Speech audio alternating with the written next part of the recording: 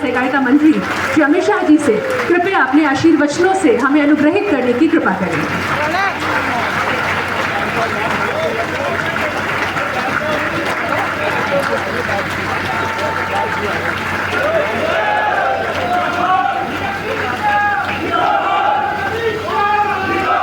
भारत माता की,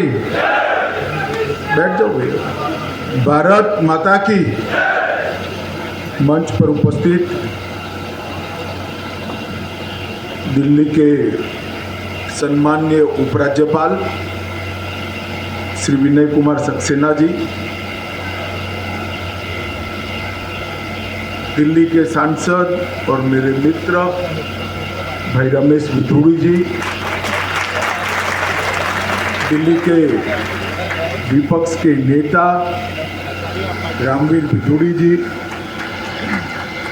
दिल्ली प्रदेश भारतीय जनता पार्टी के अध्यक्ष श्री आदेश गुप्ता जी, मुख्य सचिव दिल्ली सरकार नरेश कुमार जी, श्री अश्विनी कुमार जी, श्री ज्ञानेश भारती जी, और आज जो संयंत्र का लोकार्पण किया है जिंदल ग्रुप के अध्यक्ष श्री PR जिंदल जी, और आज इस कार्यक्रम में आए हुए प्यारे भाइयों और बहनों, मित्रों, आज इस क्षेत्र के लिए और पूरे राजधानी के लिए एक बहुत बड़ा अवसर है कि मोदी जी ने राजधानी को जो स्वच्छता के माध्यम से कूड़ा मुक्त करने का संकल्प लिया है, इसकी ओर हम आज और कुछ कदम बढ़कर आगे निकल चुके हैं। आज लगभग हर रोज ये संयंत्र के शुरू होने के बाद 7,000 मेट्रिक टन कूड़े के निस्तारण की क्षमता दिल्ली में हो गई, और यहाँ पर आज जो प्लांट शुरू हो रहा है, इससे रोज 2,000 मेट्रिक टन कचरा सेपरेट किया जाएगा, जलाया जाएगा और हरित तरीके से इसका उपयोग किया जाएगा, और इसके साथ साथ बिजली का निर्माण भी होगा जो लगभग 25 मेगावाट तक ग्रीन एनर्जी दिल्ली को देने का काम करेगा। ये बहुत मल्टी डायमेंशनल, मल्टीपर्पज़ यहाँ पर आज एक शुरुआत होने जा रही। सक्सेना जी बता रहे थे कि आने वाले दिनों में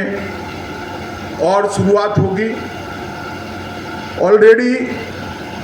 अगस्त 2024 तक नरेला में 3,000 metric ton waste to energy plant का निर्माण का आयोजन हो चुका है, और वो 3,000 होने के साथ ही दिल्ली का जो दैनंदिन कचरा आता है उसके सब कचरे का निस्तारण की भविष्य की योजना। आज कुछ लोगों ने निवेदन किया है कि चुनाव के कारण ये प्लांट का उद्घाटन हो रहा है। अब जिनको समझ नहीं है भाई, इसको क्या समझाए। ये प्लांट का उद्घाटन है, भूमि पूजन नहीं है, और उद्घाटन तब होता है जब 1.5-2 साल पहले इसकी बनाने की शुरुआत होती है। मित्रों, इसके साथ साथ बायो CNG प्लांट ओखला में 300 मेट्रिक टन का, 3 biogas plant 200 metric ton per day वाले गोयला, नंगली और गोगा डेयरी कॉलोनी में, वो भी मार्च 23 तक पूर्ण हो जाएंगे, और 8 मटेरियल रिकवरी फैसिलिटी जो 175 मेट्रिक टन पर डे की कैपेसिटी की है, वो भी शुरू होने वाली है। एक प्रकार से पूरे दिल्ली को कूड़ा रहित बनाने का जो काम मोदी जी ने दिल्ली नगर निगम को दिया था, मैं दिल्ली की जनता को भरोसा दिलाना चाहता हूं कि फिर से जब भारतीय जनता पार्टी चुनकर नगर निगम में आएगी उसके पहले ही इसका पूरा प्लानिंग होगा। मित्रों, शहरों में व्यवस्था आए, सुशासन आए, शहरों की सभी समस्या का निराकरण हो, इस दृष्टि से 2014 से मोदी जी ने अर्बन पॉलिसी जो बनाई है, इसके कारण आज पूरे भारत के शहर बदल रहे हैं। 3 हिस्सों में मोदी जी ने शहरी विकास नीति को बांटा है। एक तो शहरों को अप टू डेट बनाना, इसके लिए smart city mission, e governance, integrated command and control system और सीसीटीवी कैमरों का जाल। दूसरा, शहरों में भौतिक बुनियादी ढांचे का कायाकल्प कर उसको आधुनिक बनाना, इसके लिए अमृत मिशन, रेरा का कानून, 25 से ज़्यादा शहरों में मेट्रो का जाला बुनना और अब इलेक्ट्रिक बसेस देने का काम भी भारतीय जनता पार्टी की नरेंद्र मोदी सरकार कर रही है। और इसका तीसरा हिस्सा है शहरों की स्वच्छता, शहरों को स्वच्छ बनाना, शहरी जनों के और विशेषकर झुग्गी झोपड़ी में रहने वाले सभी नागरिकों के स्वास्थ्य को इसका फायदा पहुंचे। इसके लिए शौचालयों का निर्माण, वेस्ट टू एनर्जी,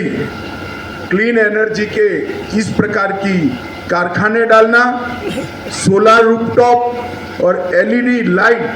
लाइट, इसके माध्यम से हम आगे बढ़ रहे हैं। और इसके साथ साथ प्रधानमंत्री शहरी आवास योजना, पीएम स्वनिधि योजना और डिजिटल लेन देन का बढ़ावा,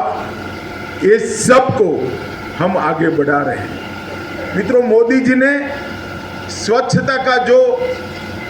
एक अभियान लाल किले की प्राचीर से 2014 में 15 अगस्त को घोषित किया था,